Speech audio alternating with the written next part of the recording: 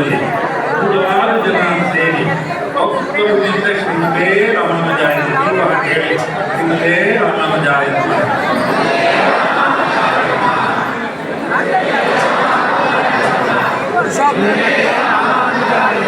ಇದೇ ದಿವ್ಯ ಮಂತ್ರ. ಈ ಮಂತ್ರ ಸಾಕು ನಿಮಗೆ. ಇದೊಂದನ್ನೇ ಸದಾ ಜಪಿಸ್ತಾ ಇರಿ. ನಿಮ್ಮೆಲ್ಲದಕ್ಕೂ ಉತ್ತರ ಸ್ವಾಮಿ ರಾಮಾನುಜರು ಕೊಡ್ತಾರೆ.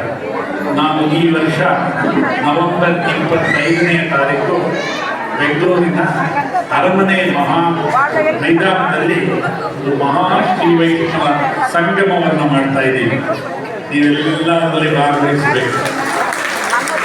ಇಡೀ ಕರ್ನಾಟಕದಲ್ಲಿರುವಂತಹ ಎಲ್ಲ ರಾಮಾನುಜೀಯರು, ಯಾರ್ಯಾರು ರಾಮಾನುಜರ ಭಕ್ತರು, ಶಿಷ್ಯರು, ಅಭಿಮಾನಿಗಳು, ರಾಮಾನುಜರ ಬಗ್ಗೆ ಪ್ರೀತಿ ತೋರಿಸುವಂತಹವರು, ಭಕ್ತಿ ತೋರಿಸುವಂತಹವರು ಎಲ್ಲರೂ ಸಹಸ್ರ ಸಂಖ್ಯೆಯಲ್ಲಿ ಆವತ್ತು ಅಲ್ಲಿ ಭಾಗವಹಿಸಬೇಕು. ಇವತ್ತೇ ಇಲ್ಲೇ ಹೇಳ್ತಾ ಇದ್ದೀನಿ ನಿಮ್ಗೆಲ್ಲರಿಗೂ, ಒಬ್ಬೊಬ್ರು ಒಂದು 10 ಜನ 20 ಜನ ಕರ್ಕೊಂಡು ಬರಬೇಕು.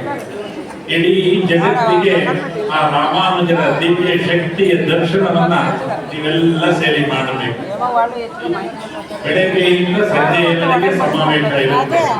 ಬೆಳಗ್ಗೆ ಎಲ್ಲರಿಗೂ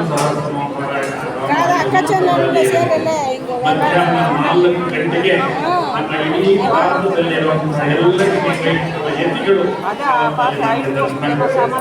ಅವರೆಲ್ಲ ಅಲ್ಲಿ ಸೇರ್ತಾ ಇದ್ದಾರೆ. ಅದರಿಂದ ನವೆಂಬರ್ 25ನೇ ಬೆಂಗಳೂರಿನ ಅರಮನೆ